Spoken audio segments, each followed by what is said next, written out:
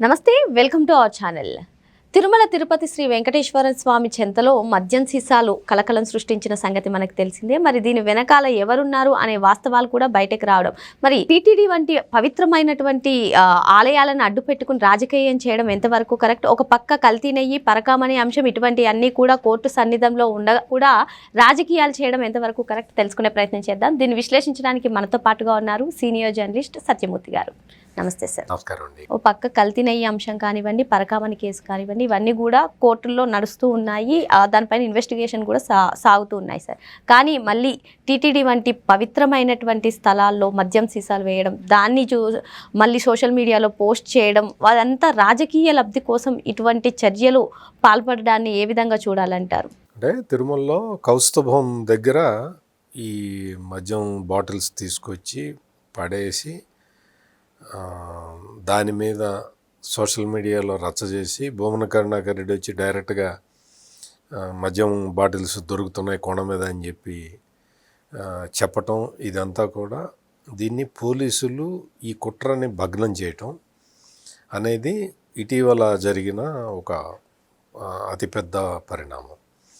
అంటే తిరుమల కొండని మొదటి నుంచి కూడా జగన్మోహన్ రెడ్డి అధికారంలో ఉన్నప్పుడు, అధికారం కోల్పోయిన తర్వాత తిరుమల కొండని టార్గెట్ చేసుకున్నాడు.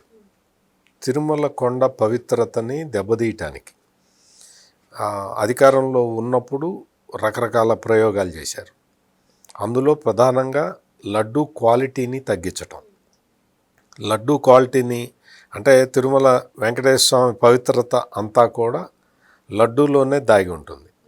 అంటే ఆ లడ్డూ ప్రసాదం అనేది తిరుపతి వెళ్ళలేని వాళ్ళు లడ్డూ ప్రసాదాన్ని కళ్ళకద్దుకొని తీసుకొని వెంకటేశ్వర స్వామి మనల్ని అనుగ్రహించాడు అన్న తృప్తి పొందుతుంటారు.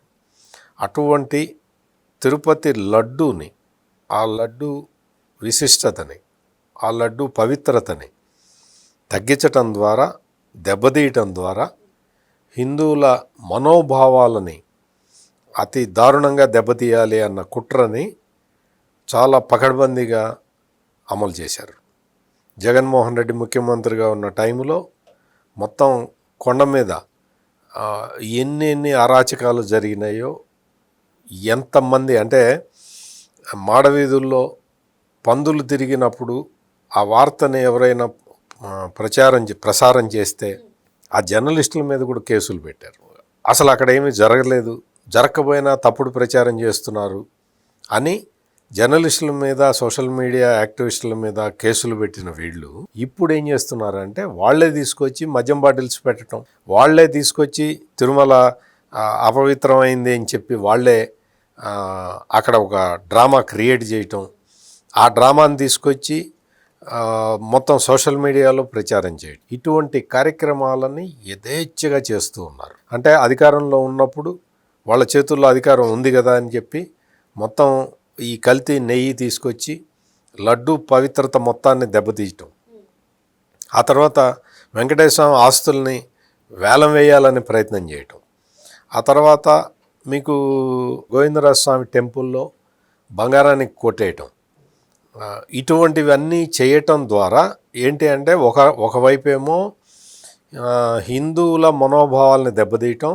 రెండో వైపేమో వాళ్ళ అక్రమ సంపాదన దాన్ని ఫుల్ఫిల్ చేసుకొని కోట్లాది రూపాయలు వెనకేసుకోవటం. ఇప్పుడు ఈ కల్తీ నెయ్యి కేసులో జరిగింది అదే కదా. వాళ్ళకి నష్టం ఎవరికి? హిందూ భక్తులకి నష్టం. లాభం ఎవరికి? ఈ ముఠాకి, ఈ వైసీపీ ముఠాకి లాభం. అంటే జగన్మోహన్ రెడ్డి బాబాయిలకి, లేకపోతే ఆయన రిలేటివ్స్కి, వాళ్ళకి లాభం.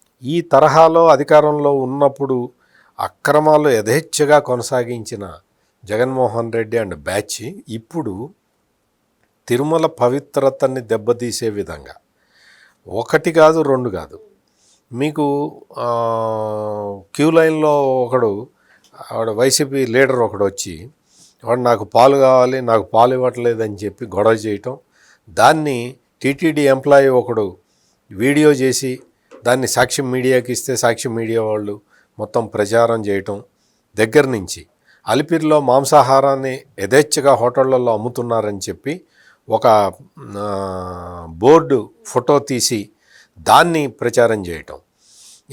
నిన్న మొన్న ఈ కల్తీ ఈ మద్యం బాటిల్స్ ఉన్నాయి కదా, వాటిని తీసేళ్ళి అక్కడ పడేసి వాటిని ప్రచారం చేసింది ఎవడు అంటే సాక్షి రిపోర్టరు, ఫోటోగ్రాఫర్లు, వీళ్ళందరూ. అంటే సాక్షి మీడియాని మొత్తం అక్కడ ప్రచారం చేసి మొత్తం వాళ్ళందరినీ మోహరించి అక్కడ వాళ్ళందరూ కూడా ఇదే పనిలో ఉన్నారు. తిరుమల పవిత్రతకి సంబంధించిన ఐటమ్స్ ఏమి దొరక్కపోతే వాళ్ళే క్రియేట్ చేస్తూ ఉన్నారు. ఎంత బాధాకరమో మీరు ఆలోచించండి ఒకసారి. అంటే సార్, అధికారంలో ఉన్నప్పుడు మీరు అన్నట్టుగానే అవినీతి చేసి అక్రమ సంపాదనలు అవి అయిపోయాయి. ఇప్పుడు అధికారం కోల్పోయిన తర్వాత టీటీడీ వంటి పవిత్రమైన స్థలాన్ని ఉపయోగించుకుని రాజకీయ లబ్ధి పొందడం ఎంతవరకు కరెక్ట్? అంటే మరి వీటన్నిటినీ కూడా ప్రజలు గమనిస్తూనే ఉన్నారు కదా, అయినా వైసీపీ ఎందుకు ఆ విధంగానే అడుగులు వేస్తూ ఉంది? అంటే వాళ్ళకి ఏంటి అంటే, ఇప్పుడు కూటమి ప్రభుత్వం వచ్చిన తర్వాత మళ్ళీ ఆలయాల్ని అన్ని ఆలయాలని కొంచెం వాటి పవిత్రతను పెంచడానికి రకరకాల చర్యలు తీసుకుంటూ ఉన్నారు. పవన్ కళ్యాణ్ లాంటి వ్యక్తి అయితే సనాతన ధర్మం గురించి పబ్లిక్లోనే మాట్లాడుతూ ఉన్నాడు, సనాతన ధర్మాన్ని సపోర్ట్ చేస్తూ ఉన్నాడు. మీకు చంద్రబాబు నాయుడు అయితే ఆయన ఈ టెంపుల్కి సంబంధించి వాటి పవిత్రతను ఒకవైపు కాపాడుతూ, ఇంకొక వైపు ఈ టెంపుల్ టూరిజాన్ని డెవలప్ చేయడానికి ఆయన అన్ని చర్యలు తీసుకుంటూ ఉన్నాడు. అంటే భక్తులు ఎక్కువ మంది రావాలి ఈ ప్లేసులకి అనేది చంద్రబాబు నాయుడు ఉద్దేశం. భక్తులు ఎక్కువ మంది రావాలి అంటే తగిన సౌకర్యాలు కల్పించాలి. సౌకర్యాలు కల్పించే క్రమంలో మొత్తం రాష్ట్ర ప్రభుత్వం నిధులు ఖర్చు పెట్టడమే కాకుండా ఈ మొత్తం అంటే ఈ టూరిజానికి సంబంధించిన ప్యాకేజీలు డెవలప్ చేయటం, కేంద్ర ప్రభుత్వం స్కీమ్ ఉంది, ఆ స్కీమును ఉపయోగించుకోవటం, ఇటువంటివన్నీ కూడా చేయటానికి కూటమి ప్రభుత్వం రకరకాల చర్యలు తీసుకుంటున్నది. ఇవన్నీ తీసుకుంటే మరి ప్రభుత్వానికి మంచి పేరు వస్తుంది కదా, హిందువుల్లో విశ్వాసం పెరుగుతుంది కదా. అది పెంచకుండా ఉండాలంటే ఏం చేయాలి అంటే మీకు తిరుమలలో మద్యం బాటిల్స్ దొరికినాయని, నాన్ వెజిటేరియన్ యథేచ్ఛగా దొరుకుతున్నదని, లేదు అక్కడ ఏదో వాళ్ళు ఇది జరిగిందని అది జరిగిందని, ఇట్లా రకరకాలుగా ఈ భూమన కరుణాకర్ రెడ్డి అనే ఒక ప్రాణి అక్కడ తిరుగుతూ స్వామివారికి ఇంత అపచారం చేస్తూ ఉన్నది. ఈ భూమన కరుణాకర్ రెడ్డి తిరుపతిలో పెద్ద గుండాల్ని వేసుకొని తిరుగుతూ యథేచ్ఛగా తిరుగుతూ ఉంటే మొత్తం మనం అంతకు ముందర చూసాం. ఒక విష్ణుమూర్తి విగ్రహం అని చెప్పి ఒక విగ్రహం దగ్గర అతను ఎంత డ్రామా ఆడాడో మనం చూసాం. ఇట్లా ఒకటి కాదు, రెండు కాదు, ఎన్ని డ్రామాలు, ఎన్ని నాటకాలు ఆడుతున్నారంటే అక్కడ తిరుపతి పవిత్రతని దెబ్బతీయటానికి భూమన కరుణాకర్ రెడ్డి మొత్తం పగబట్టి ఉన్నాడు అక్కడ. అటువంటి భూమన కరుణాకర్ రెడ్డిని కంట్రోల్ చేయటానికి రాష్ట్ర ప్రభుత్వం ఇప్పటికైనా కఠిన చర్యలు తీసుకోవాల్సిన అవసరం ఉంది.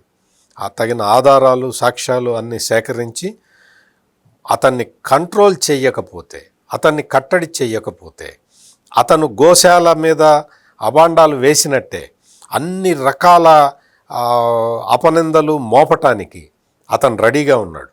అతను వచ్చి ఈ మద్యం బాటిల్స్ వేయించిన వ్యక్తి భూమన కరుణాకర్ రెడ్డి వ్యక్తిగత ఫోటోగ్రాఫరే, సాక్షికి సంబంధించిన అతను వచ్చి బాటిల్స్ పెడుతున్నది మొత్తం సీసీటీవీ కెమెరాల్లో రికార్డ్ అయింది కాబట్టి పోలీసులు ఆ కేసుని ఛేదించగలిగారు. పోలీసులకి సవాల్ విసురుతున్నారు. ఆ కౌస్తుభం గెస్ట్ హౌస్ పోలీసులకి సంబంధించిన అక్కడే తీసుకొచ్చి మీరు ఈ బాటిల్స్, మద్యం బాటిల్స్ పెట్టి పోలీసులు చేతైతే దమ్ముంటే పట్టుకోండి అని చెప్పి సవాల్ విసరటం భూమన కరుణాకర్ రెడ్డి. అక్కడ పోలీసులు కూడా గ్రహించాలి, పోలీసులు కూడా గుర్తించాలి. పోలీసులు కూడా ఇంకా ఉపేక్షిస్తే నిజంగా ప్రభుత్వానికి చెడ్డ పేరు వస్తుంది. ఎందుకు అంటే ఇన్ని రకాల కుట్రలు పన్నుతున్నారు. వీళ్ళందరికీ కూడా హిందూ మతం మీద నమ్మకం లేదు, హిందూ భక్తులు అంటే గౌరవం లేదు, హిందూ దేవుళ్ళు అంటే భక్తి లేదు, ఏదీ లేదు. వీళ్ళందరూ కూడా కేవలం రాజకీయాల కోసం, వీళ్ళు నమ్మేది, వీళ్ళు ఆచరించేది వేరే మతాలు. ఆ మతాల కోసం అని చెప్పి హిందూ మతాన్ని బలిపెట్టడానికి వీళ్ళు శత విధాల ప్రయత్నాలు చేస్తూ ఉన్నారు. దీన్ని పోలీసులు మరి ముఖ్యంగా పోలీసులు దీని మీద కోటి కళ్ళతోటి నిఘా వేయాలి, నిఘా వేసి పట్టుకోవాలి. నేను ఈ సందర్భంగా న్యాయస్థానాలకి అంటే తిరుపతి జ్యూరిడిక్షన్లో ఉన్న న్యాయమూర్తులకు కూడా ఐఎమ్ రిక్వెస్టింగ్ దెమ్.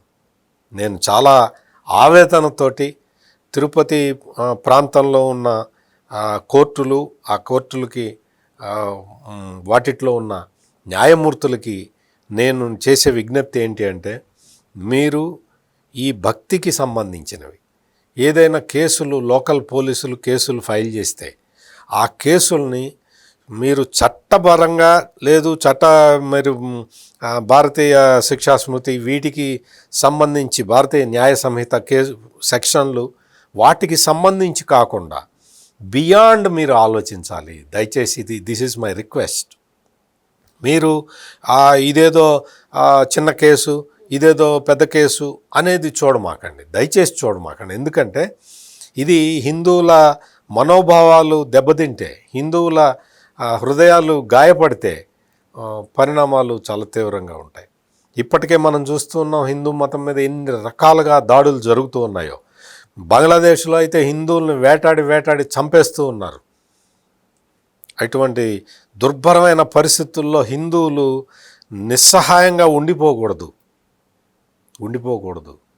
అందుకని న్యాయము ఇట్లా కుట్రలు పన్నుతున్న వాళ్ళ మీద వాళ్ళు కూడా కొంచెం కఠిన చర్యలు తీసుకోవాలి, పోలీసులకి సహకరించాలి. ఆ కేసులో అంటే ఇప్పుడు ఎవరన్నా బాటిల్స్ తీసుకొచ్చి పెట్టారు అని చెప్పి సాక్ష్యాలు ఆధారాలతో సహా పోలీసులు నిరూపించినప్పుడు, ప్రాథమిక సాక్ష్యాలు ఆధారాలు ఉన్నప్పుడు కేసుని పరిగణలోకి తీసుకోవటం, నిందితులకి కనీసం శిక్షలు పడేలాగా చూడటం, ఇవన్నీ కూడా న్యాయమూర్తులు చేయాల్సిన పని. ఎందుకంటే ఏదైనా పవిత్ర పుణ్యక్షేత్రంలో న్యాయం ధర్మం ఉంటేనే సమాజం మొత్తం కూడా రక్షించబడుతుంది. అందుకని ఈ మూల సూత్రాన్ని దృష్టిలో పెట్టుకోవాలి. పోలీసులు చాలా అంటే ఏ చిన్న విషయమైనా కానీ వాళ్ళు చాలా సీరియస్గా కేసు దర్యాప్తు చేయాలి. న్యాయమూర్తులు కూడా దీన్ని అంటే ఒక కేసుల పరంగానే కాకుండా ఒక సెంటిమెంట్ పరంగా కూడా చూడాలి అనేది నా విజ్ఞప్తి. అది ఎంతవరకు వీలవుతుంది, న్యాయశాస్త్రం ఎంతవరకు ఎలవ్ చేస్తుంది అనేది న్యాయమూర్తుల కన్నా మనకు ఎక్కువ తెలియదు. కానీ బట్ సెంటిమెంట్ను కూడా గుర్తించండి.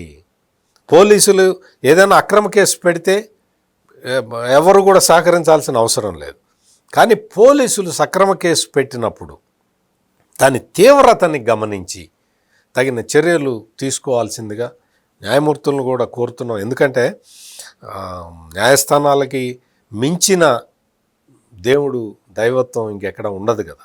అందుకని న్యాయస్థానాలు కూడా ఈ అంశాన్ని పరిగణలోకి తీసుకోవాలని నా విజ్ఞప్తి. అది ఎంతవరకు న్యాయబద్ధంగా ఎంతవరకు చేస్తారనేది వాళ్ళకన్నా తెలిసిన వాళ్ళు ఎవరు ఉండరు. కానీ తిరుపతికి సంబంధించిన తిరుమల పవిత్రతకి సంబంధించిన అంశాల్లో మాత్రం పోలీసులు ఇంకా స్ట్రిక్ట్గా ఉండాలి. మీకు పోలీసులు అంటే తిరుపతి జిల్లాకి సంబంధించిన పోలీసుల్లో ఇంకా ఎవరైనా సరే వైసీపీ కోవర్టులు ఉంటే దయచేసి వాళ్ళందరూ కూడా మనసు మార్చుకోవాలి. లేకపోతే అంటే ఎందుకు చెప్తున్నానంటే మీకు పోలీసు ఉద్యోగం వచ్చింది మీకు మీ అర్హతను బట్టి, అంతే తప్ప మీకేదో భూమన కరుణాకర్ రెడ్డో లేకపోతే జగన్మోహన్ రెడ్డో దయతో భిక్ష పెట్టింది కాదు. అందుకని మీరు జాగ్రత్తగా ఉండండి.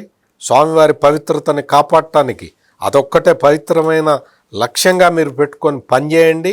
కేసులు పకడ్బందీగా మీరు ఛేదించండి, సాల్వ్ చేయండి, కేసులు పెట్టండి. న్యాయమూర్తులు కూడా మీకు సహకరిస్తారు. తద్వారా ధర్మాన్ని కాపాడిన వాళ్ళు అవుతారు. ఈ విషయాన్ని మాత్రం మీరు చాలా స్పష్టంగా గుర్తుపెట్టుకోండి. తిరుమల తిరుపతి దేవస్థానం కూడా ఎటువంటి అంటే ఇటువంటి నేరాలని ఎక్కడా ఉపేక్షించకుండా తిరుమల తిరుపతి దేవస్థానం బోర్డు కూడా ట్రస్ట్ బోర్డు కూడా చాలా జాగ్రత్తగా ఉండాలి. చాలా జాగ్రత్తగా ఇప్పటి వరకు చాలా జాగ్రత్తగా చేసింది, ఇక ముందర కూడా అలాగే చేయాలి. మరో అంశంతో మళ్ళీ కలుద్దాం. Thank you sir. నమస్కారం.